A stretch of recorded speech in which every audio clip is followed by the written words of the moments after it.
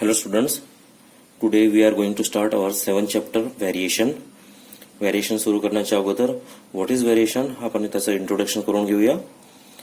There are two types of variation. First is direct variation and the second is inverse variation. Direct variation वरचे काही examples मी इथे घेतलेले आहेत. ते examples आपण बघूया, त्यावरून तुम्हाला कळेल की what is direct variation. Okay, so start. First example, Raj wants to go to his uncle's house which is at a distance of 6 km from his house by using bicycle. राज जो आहे त्याला आपल्या अंकलच्या हाऊसमध्ये जायचं आहे. त्याचा अंकलचा हाऊस 6 किलोमीटर अंतरावर आहे. त्याच्या घरापासून तो बायसिकलने तिथपर्यंत जात आहे. If the distance covered by him in different time intervals, then what do we get? जर समजा तो distance covered different time intervals मध्ये करत असेल तर आपल्याला काय मिळेल? त्यासाठी एक छोटंसं इथे मी चार्ट केलेला आहे. त्याचा स्टडी केल्यानंतर आपल्याला कळेल की what is direct variation.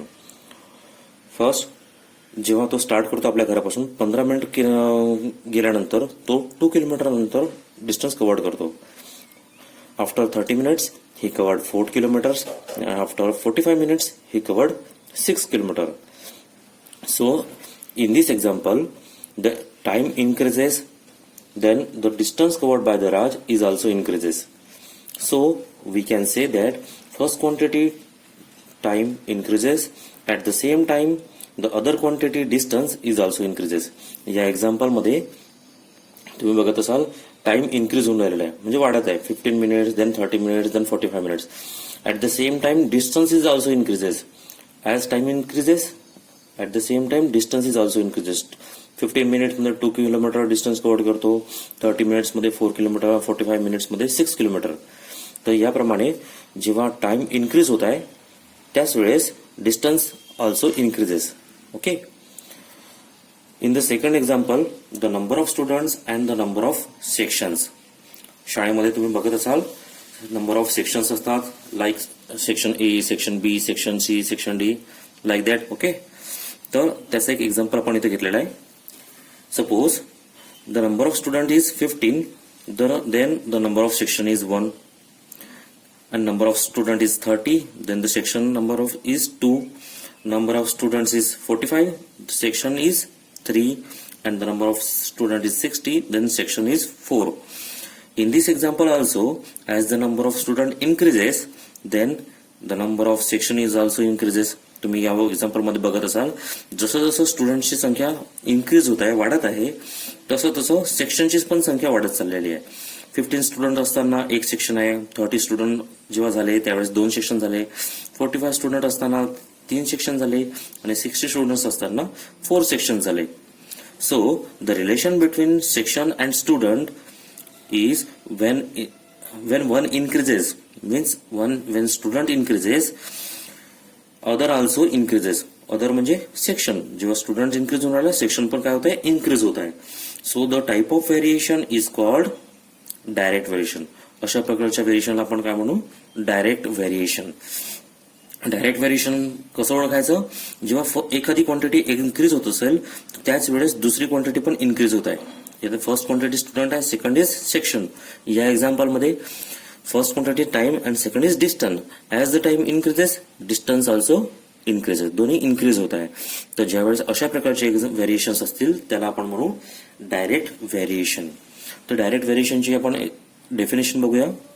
If the two quantities are linked in such a way, जर समजा 2 क्वांटिटीज लिंक्ड असतील या प्रकारे, that on increasing one quantity leads to corresponding increase in the other.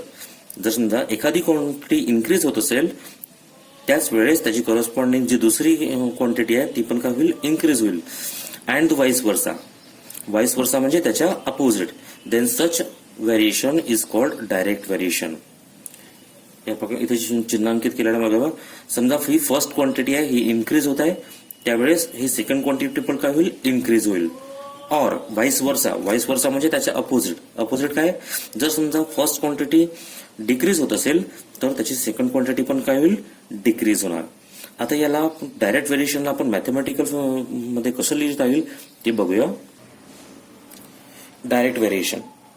The statement x and y in the same proportion can be written as x and y are in direct variation, or there is direct variation between x and y. Suppose x and y are in the same proportion. Same proportion म्हणजे त्यांचे जे गुणोत्तर आहे, गुणोत्तर म्हणजे अंश आणि छेदामध्ये जे आपण लिहितो, जसं सपोज आहे 12/240 लिहिलेलं आहे, ज्याच्या जेव्हा आपण गुणोत्तर काढू म्हणजे प्रपोर्शन काढू तर त्याचा आन्सर येणार 1/20. 12 म्हणजे 12 आणि 12 20 240. असं तुम्ही डिवाइड केल्यानंतर त्याचं आन्सर येणार 1/20.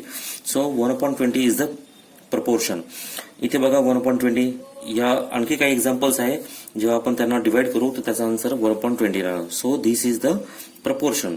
समजा x and y are in the same proportion. समजा हे सेम प्रपोर्शन मध्ये असतील, can be written as x and y are in direct variation. त्यावेळेस आपण म्हणू शकतो की ते डायरेक्ट व्हेरिएशन मध्ये आहे. और किंवा there is direct variation between x and Y. आपण असंही म्हणू शकतो की ते डायरेक्ट व्हेरिएशन कशामध्ये आहे, एक्स अँड वाय मध्ये आहे. Using mathematical symbol it can be written as x is directly proportional to Y. हे जे चिन्ह आहे याला म्हणतात अल्फा. हा आहे ग्रीक लेटर आहे. ग्रीक लेटरचा यूज केलेला आहे डायरेक्ट व्हेरिएशन शो करण्यासाठी. ओके, एक्स आणि वाय डायरेक्ट व्हेरिएशन मध्ये आहे म्हणून त्याला आपण मॅथमॅटिकल मध्ये याला असं मॅथमॅटिकल सिम्बॉलिक मध्ये त्याला असं लिहिता येईल, x is directly proportional to y. Alpha is a Greek letter use to denote variation. व्हेरिएशनला डिनोट करण्यासाठी ज्या लेटरचा यूज करतात. Okay, so x and y is written in the form of equation as x is equal to ky. आता is equal to ky कसं आलं तर हा जो अल्फा जो चिन्ह आहे याला जेव्हा डायरेक्ट व्हेरिएशन मध्ये असतात तेव्हा हा अल्फा चिन्ह निघतो आणि त्या ठिकाणी काय येईल, equal to ky, where k is the constant. k काय आहे, कॉन्स्टंट असतो. So x is equal to ky, और जेव्हा हा y k आणि y मल्टिप्लिकेशन मध्ये आहे, इकडे इक्वल टूच्या लेफ्ट हँड साइडला जाणार तर तो एक्सच्या डिनॉमिनेटर मध्ये जाणार. That is x upon y is equal to k. So x is equal to k y or x upon y is equal to k is the equation of the variation. याला आपण काय म्हणू, त्यात व्हेरिएशनचं काय आहे, equation आहे. Is the equation form of direct variation where k is the constant of variation. तर k हा काय आहे, त्या व्हेरिएशनचा कॉन्स्टंट आहे. ओके, काही एक्झाम्पल्स मध्ये दिलेलं आहे बुकमध्ये बघा. First is area of circle is directly proportional to the square of its radius. Area of सर्कलला आपण कॅपिटल ए ने डिनोट करतो आणि रेडियसला आर ने डिनोट करतो. Okay, so area of circle that is A is directly proportional, that's alpha, to the square of its radius. म्हणजे रेडियसचा काय, square, R square. A is directly proportional to R square. Okay, second example बघा. Pressure of the liquid P varies directly as the depth D of the liquid. This statement is written as pressure of liquid is P is directly proportional, that is alpha, to the depth of the liquid. Depth of the liquid D, and P is directly proportional to the D. Okay, एक example बघूया याच्यामधला solved example. First example is याच्यामध्ये x varies directly as y when x is equal to 5 and y is equal to 30. Find the constant of variation and equation of variation. इथे एक example मध्ये आपल्याला constant of variation find out करायचं आहे. Constant of variation आपण काय अजून करतो, k, and equation of variation आपल्याला फाइंड आउट करायचं आहे. इथे दिलेलं आहे x is varies directly as y. इथे लिहिलेलं बघा, x is directly proportional to the y. नंतर as x is directly proportional to y, so we can write it x is equal to k multiplied by y, where k is constant of variation. k काय आहे, constant of variation आहे. अल्फाचं चिन्ह निघेल, equal टूचं sign येईल आणि multiplied by k multiplied by y. when x is equal to 5 and y is equal to 30, then जर समजा x ची व्हॅल्यू 5 आणि y ची व्हॅल्यू 30 असेल तर या इक्वेशन मध्ये ते व्हॅल्यूज पुटअप करायच्या. x ची value 5 is equal to k multiplied by y ची व्हॅल्यू 30. ओके, हा जो मल्टिप्लिकेशन मध्ये 30 आहे तो इक्वल टूच्या लेफ्ट हँड साइडला जेव्हा जाणार तो इथे डिनॉमिनेटर मध्ये येणार, कारण की ते मल्टिप्लिकेशन मध्ये आहे.